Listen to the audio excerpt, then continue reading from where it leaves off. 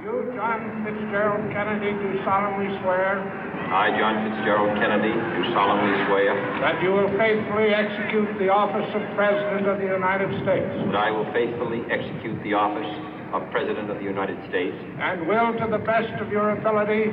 And will, to the best of my ability. Preserve, protect, and defend the Constitution of the United States. Preserve, protect, and defend the Constitution of the United States. So help you God. So help me God.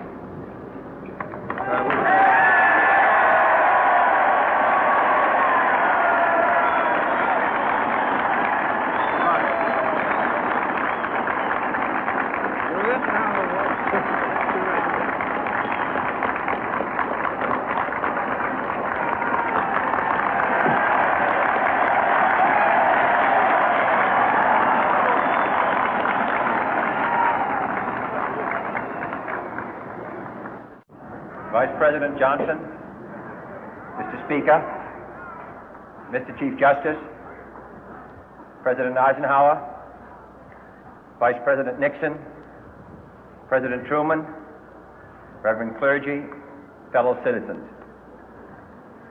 We observe today not a victory of party, but a celebration of freedom, symbolizing an end as well as a beginning, signifying renewal as well as change.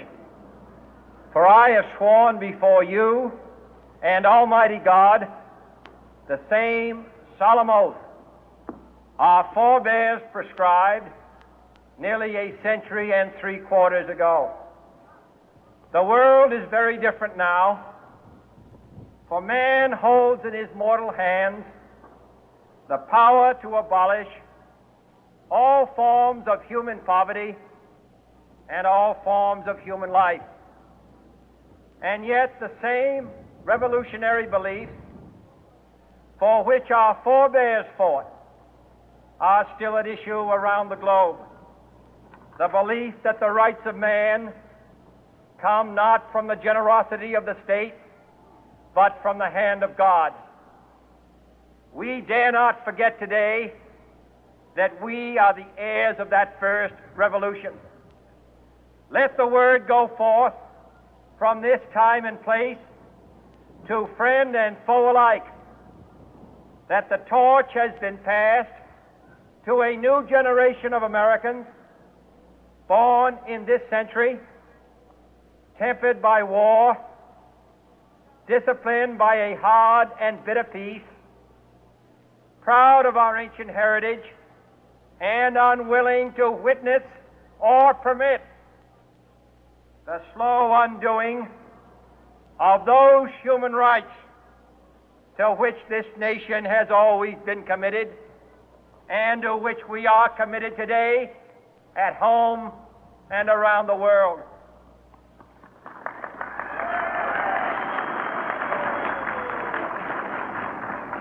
Let every nation know, whether it wishes us well or ill, that we shall pay any price, bear any burden, meet any hardship, support any friend, oppose any foe to assure the survival and the success of liberty.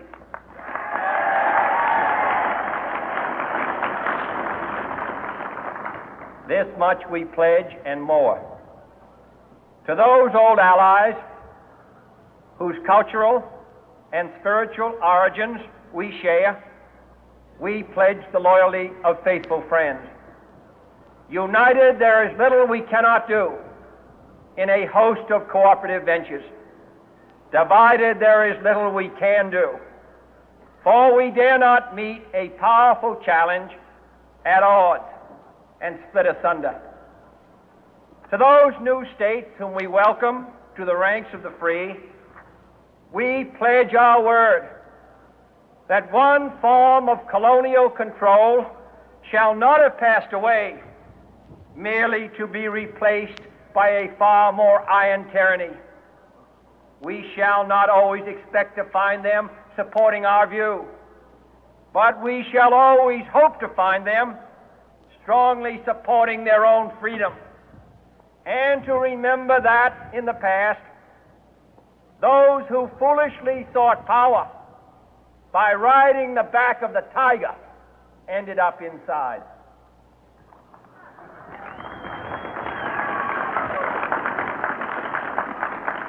To those people in the huts and villages of half the globe struggling to break the bonds of mass misery, we pledge our best efforts to help them help themselves for whatever period is required, not because the communists may be doing it, not because we seek their votes, but because it is right.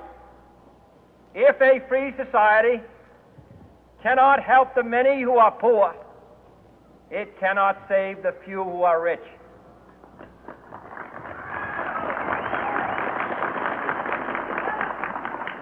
To our sister republics south of our border, we offer a special pledge to convert our good words into good deeds, in a new alliance for progress, to assist free men and free governments in casting off the chains of poverty.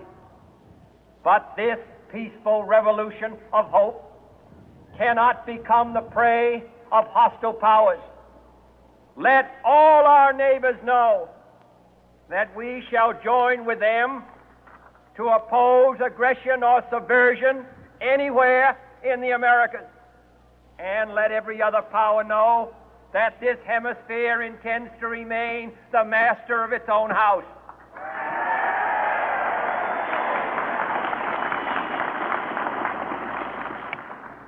To that World Assembly of Sovereign States, the United Nations, our last best hope, in an age where the instruments of war have far outpaced the instruments of peace, we renew our pledge of support to prevent it from becoming merely a forum for invective, to strengthen its shield of the new and the weak, and to enlarge the area in which its writ may run. Finally, to those nations who would make themselves our adversary, we offer not a pledge, but a request that both sides begin anew the quest for peace. Before the dark powers of destruction, unleashed by science, engulf all humanity in planned or accidental self-destruction, we dare not tempt them with weakness, for only when our arms are sufficient beyond doubt can we be certain beyond doubt that they will never be employed. But neither can two great and powerful groups of nations take comfort from our present course, both sides overburdened by the cost of modern weapons, both rightly alarmed by the steady spread of the deadly atom, yet both racing to alter that uncertain balance of terror that stays the hand of mankind's final war. So let us begin anew, remembering on both sides that civility is not a sign of weakness, and sincerity is always subject to proof. Let us never negotiate out of fear, but let us never fear to negotiate.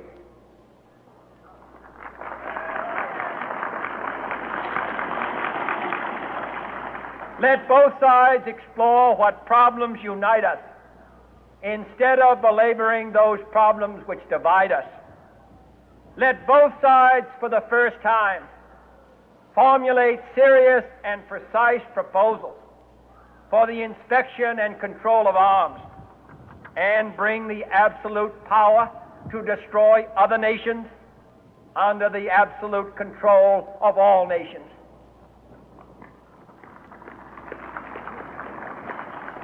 Let both sides seek to invoke the wonders of science instead of its terrors.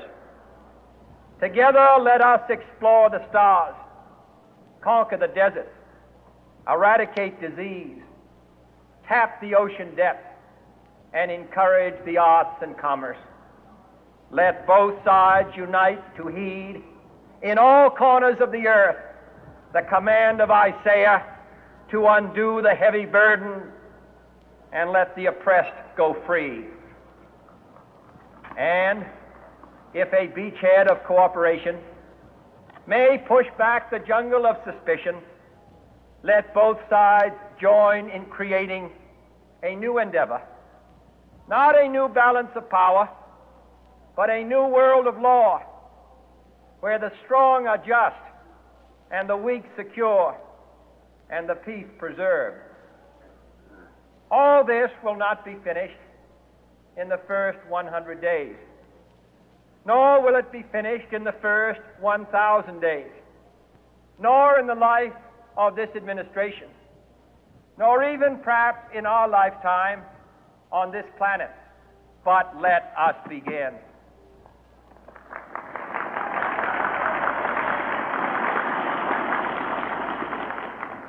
In your hands, my fellow citizens, more than mine, will rest the final success or failure of our course.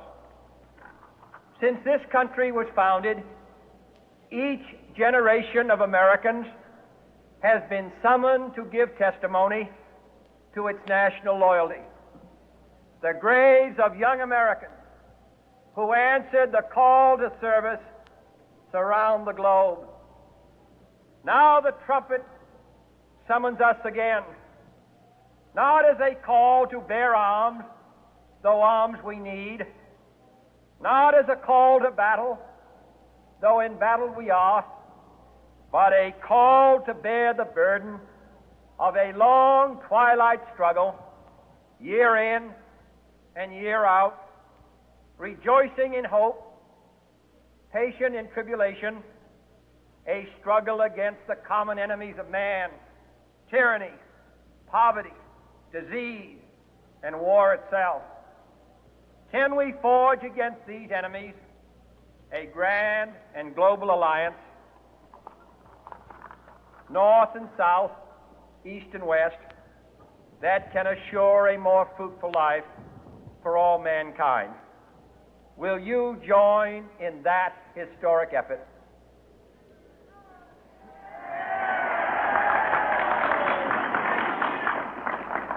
In the long history of the world, only a few generations have been granted the role of defending freedom in its hour of maximum danger. I do not shrink from this responsibility. I welcome it.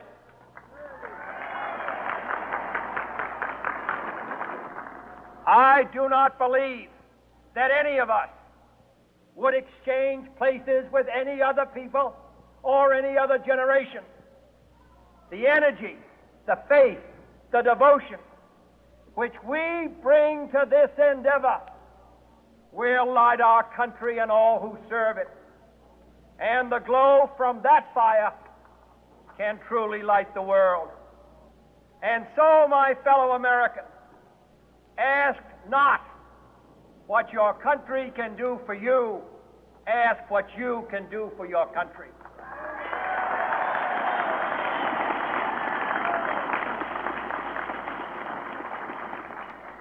My fellow citizens of the world, ask not what America will do for you, but what together we can do for the freedom of man.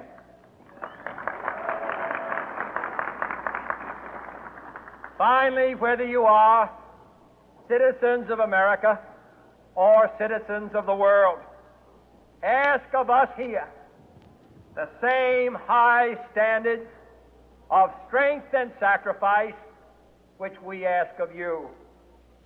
With a good conscience, our only sure reward, with history the final judge of our deeds, let us go forth to lead the land we love, asking His blessing and His help, but knowing that here on earth God's work must truly be our own.